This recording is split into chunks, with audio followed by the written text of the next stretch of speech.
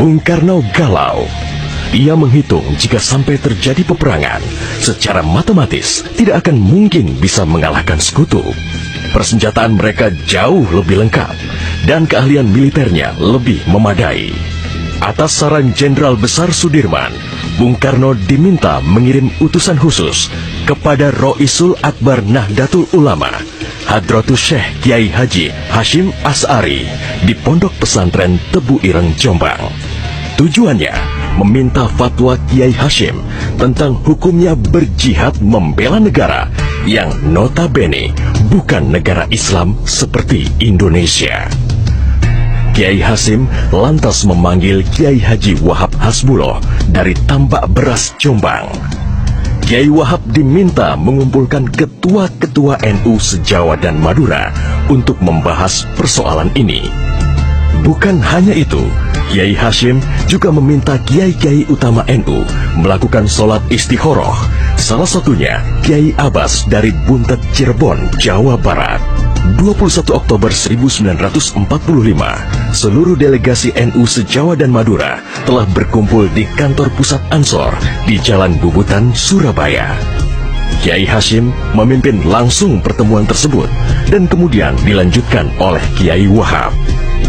Setelah melalui diskusi yang cukup panjang dan mendengarkan hasil istikharah para kiai utama NU, esok siangnya, tanggal 22 Oktober 1945, pertemuan menghasilkan 3 rumusan penting yang kemudian dikenal dengan istilah Resolusi Jihad NU. Pertama, setiap muslim, tua, muda, dan miskin sekalipun, wajib memerangi orang kafir yang merintangi kemerdekaan Indonesia. Kedua, pejuang yang mati dalam membela kemerdekaan Indonesia layak dianggap syuhada. Ketiga, warga yang memihak kepada Belanda dianggap memecah belah persatuan dan oleh karena itu harus dihukum mati. Dokumen resolusi jihad ditulis dalam huruf Arab Jawa atau pegon, ditandatangani Kiai Haji Hashim Asy'ari, disebarluaskan ke jaringan pesantren, tak terkecuali kepada komandan-komandan Laskar Hizbullah dan Sabilillah di seluruh penjuru Jawa dan Madura. Dokumen resolusi jihad juga dimuat di sejumlah media massa pergerakan masa itu. Hanya berselang 3 hari pasca resolusi jihad dicetuskan, 6.000 tentara sekutu mendarat di Pelabuhan Tanjung Perak, Surabaya dengan persenjataan lengkap. Mendengar kedatangan pasukan penjajah, ribuan santri dan kiai dari penjuru Jawa Timur bergerak menuju Surabaya. Situasi pun terus memanas dan cenderung tak terkendali. Resolusi Jihad NU telah memompa semangat perlawanan rakyat dan memicu terjadinya pertempuran hebat selama 3 hari di Surabaya, tanggal 27, 28, dan 29 Oktober 1945. Tentara Inggris kewalahan menghadapi perlawanan rakyat Jawa Timur. Mereka lantas mendatangkan Bung Karno ke Surabaya untuk diajak berunding melakukan gencatan senjata. Pagi hari tanggal 30 Oktober, gencatan senjata ditandatangani pemerintah Indonesia dan Inggris. Namun, sore harinya terjadi insiden di Jembatan Merah yang menewaskan orang nomor 1 tentara Inggris di Surabaya, Jenderal Malabi. Gencatan senjata pun langsung berakhir.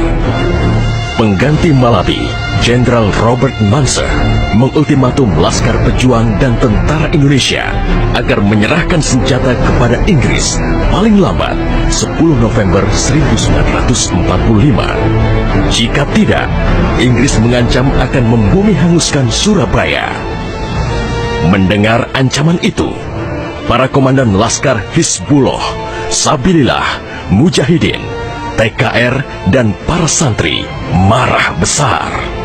Seorang pemuda bernama Sutomo atau yang dikenal dengan Bung Tomo sowan kepada Kiai Hashim.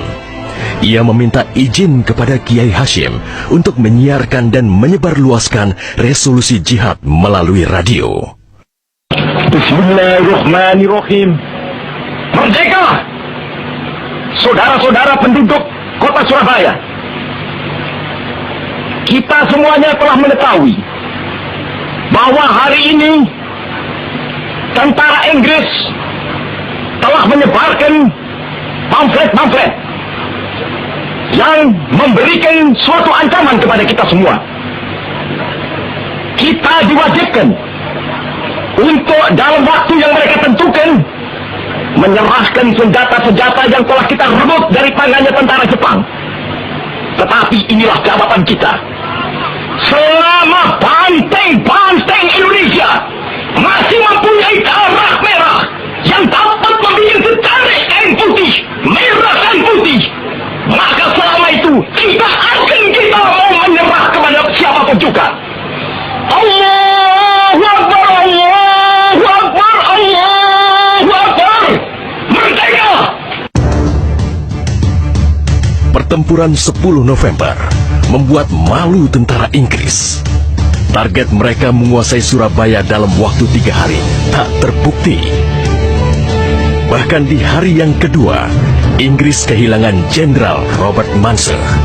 Artinya, dalam 1 bulan menghadapi arek-arek Surabaya, mereka sudah kehilangan 2 jenderal terbaiknya. Perang Surabaya berlangsung selama 3 minggu. Takbir dan pekik merdeka menggema selama pertempuran berlangsung.